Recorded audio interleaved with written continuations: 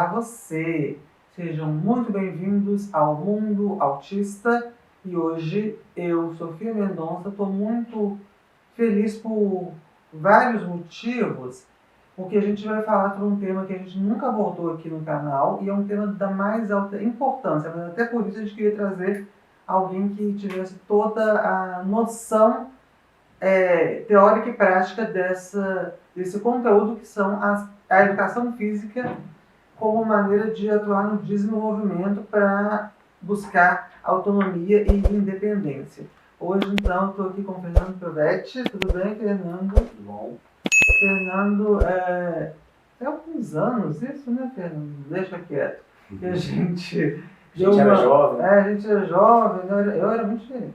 Mas assim, a gente era jovem e a gente deu uma palestra juntos e naquela época eu já fiquei muito encantada e impressionada com... porque assim, eu não vou mentir, também não vou dourar a pílula. Eu acho, quando eu era criança, eu pensava assim, sabe, Fernando, educação física? Pula fora. Porque assim, eu tinha realmente muito pavor, porque os métodos, muitas vezes, ou a maneira como as pessoas convencionaram, não são inclusivas.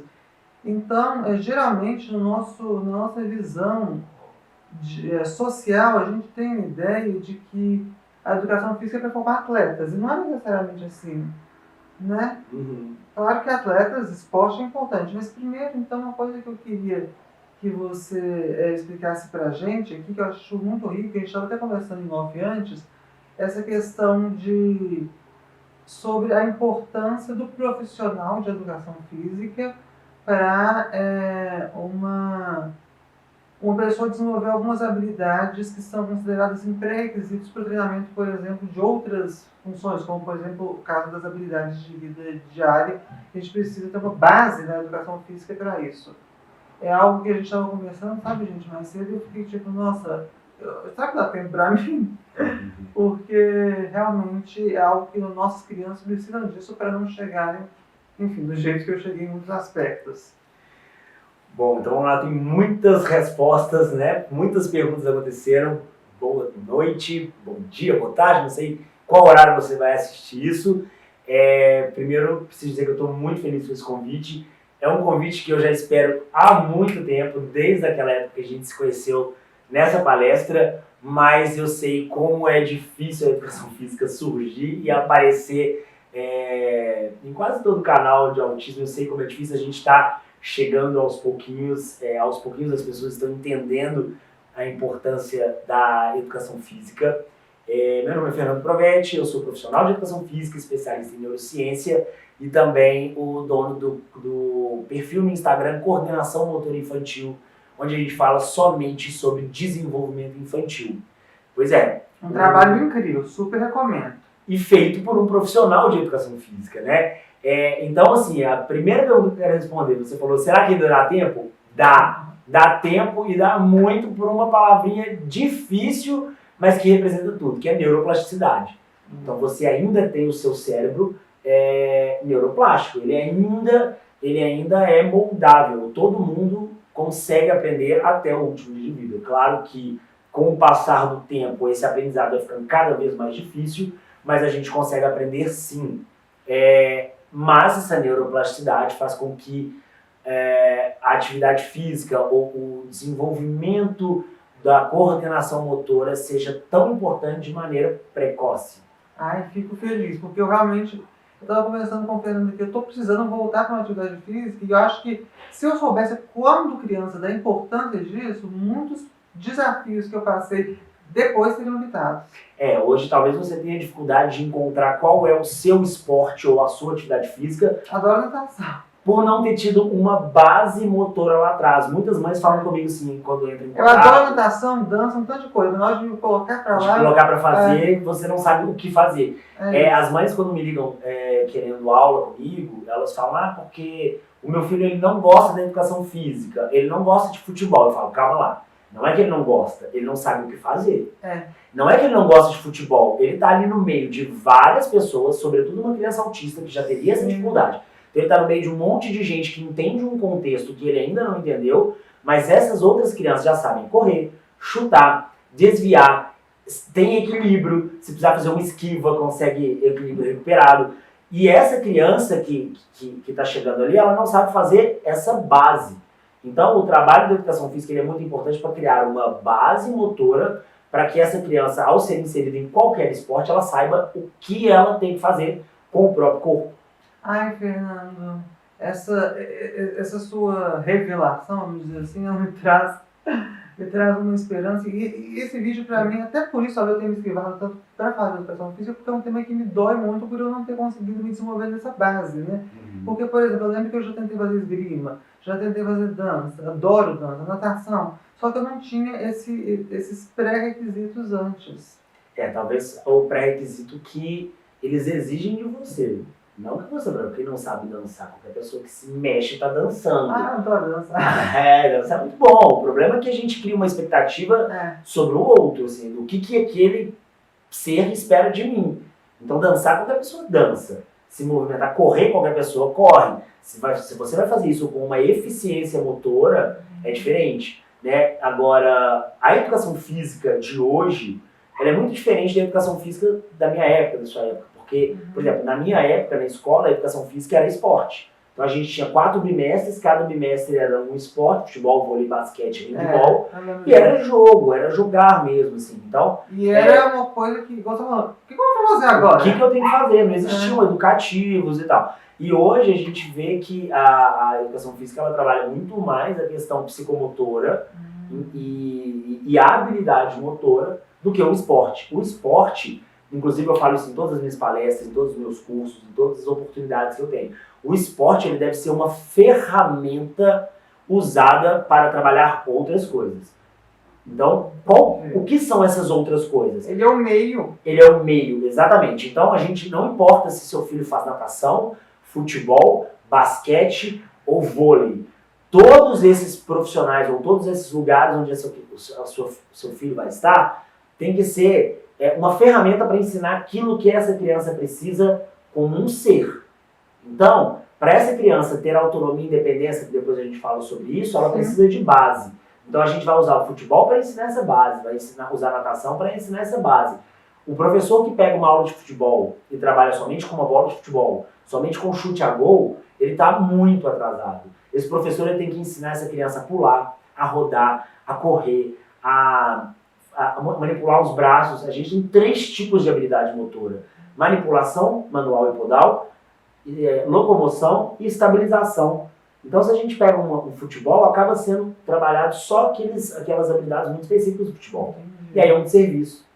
Então, não deve ser dessa maneira. Com certeza. Eu me lembro que uma vez eu e minha mãe, a gente tentou, a gente contratou uma personal à época, e quando eu vi, ela estava ensinando a gente, minha mãe, né, que não perde a filha, mas não perde a piada, perde ela mesma, mas não perde a piada, ela estava lá. Ela achou engraçado, na verdade, engraçadíssimo, porque a pessoa vai ensinando a gente a andar, mas realmente isso vai impactar com essas outras habilidades que vêm depois, né? Como você começa a fazer nesse básico. Se você vai, por exemplo, se essa sua personal gostaria de trabalhar com você um treino aeróbico de corrida, como é que ela vai te pôr para correr se você não sabe andar? É bem isso que eu tô falando. Como é que a gente vai fazer uma coisa se não sabe da base? A gente acha que sabe, mas a gente não entende o porquê. A consequência, o efeito negativo fica reclamando.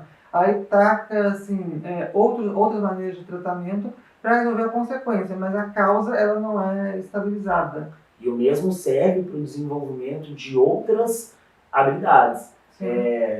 Habilidades de linguagem, habilidades de linguagem, de comunicação verbal mesmo. Exato, isso eu tinha muito interesse até como que a educação física de um modo geral pode auxiliar nessa parte da linguagem, que eu sei que é uma dor de muitos pais, e mais principalmente falando de um público mais infantil, que é o que o Fernando trabalha, assim, como que ele dá com essa questão da linguagem por meio da educação física. Eu nunca tinha pensado por esse lado, assim. O que acontece, gente? Isso o que você está falando aí de dor acaba sendo primordial. A mãe quer que a criança tenha comunicação verbal e ela faz o que ela puder para isso, inclusive colocar na fono todos os dias, etc. E eu acho importantíssimo a criança fazer essas... É fundamental, não tenho que conversar sobre isso. A criança tem que fazer, sim, sessões de fono.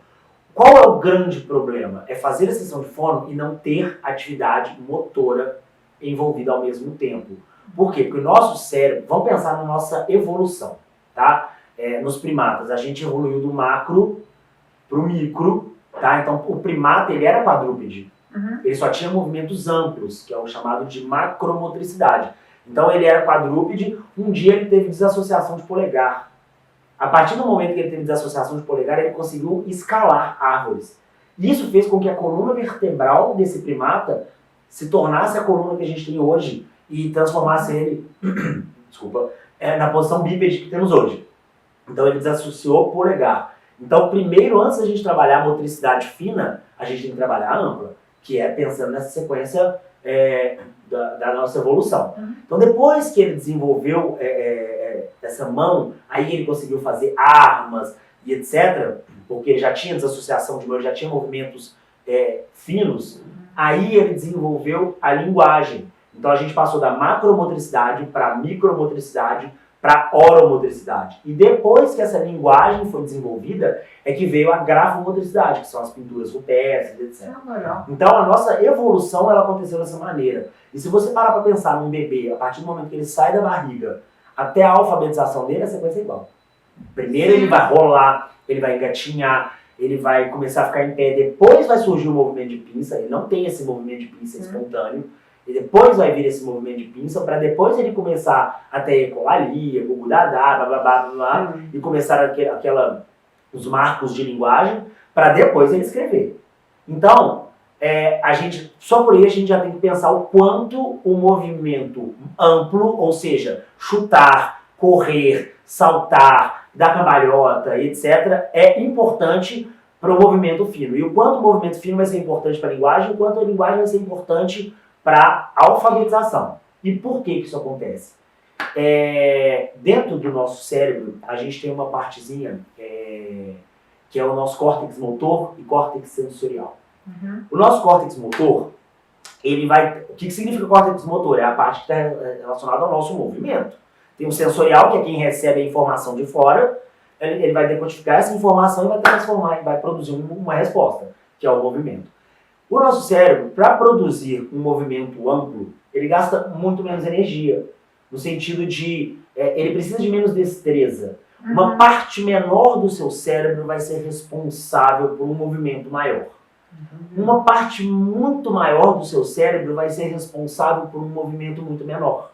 Então, quando a gente pega... É tão difícil ficar fazendo isso. Exatamente. É um movimento tão difícil, com tanta destreza, que o seu cérebro precisa de uma parte maior para conseguir planejar esse movimento. Agora, pensa comigo, se o seu cérebro não consegue planejar um movimento amplo, que seria relativamente mais fácil, porque ele não tem tanta destreza, ele tem maior amplitude de movimento e mais força, por exemplo, um salto, como é que esse cérebro que não consegue fazer um planejamento motor para um movimento de salto, vai fazer um planejamento motor para um movimento de boca, que é um movimento fino? Então, a linguagem, além da parte toda de cordas vocais, etc., nada mais é do que movimento. O A sai A porque a gente movimenta a boca num formato. O U sai U porque a gente movimenta a boca em outro formato. Isso é feito lá no nosso cérebro, lá no maquinista desse trem. Então ele vai definir, você tem que fazer este movimento. Agora, um corpo que não tem movimento amplo, ele vai ter muito mais dificuldade de produzir um movimento fino. E a linguagem nada mais é do que um monte de movimentos finos. Então, a educação física, sobretudo precoce, é extremamente importante para o desenvolvimento da alfabetização, da linguagem, da pega de lápis e o que quer que seja. Nossa, Fernando, perfeito. Eu estou com muitas ideias aqui na minha cabeça. Estou feliz de dar tempo para mim. E muito grata mesmo de te ouvir. Você tem um conteúdo assim, de uma forma tão simpática para a gente passar esse conteúdo. E eu agradeço muito por compartilhar aqui com a gente.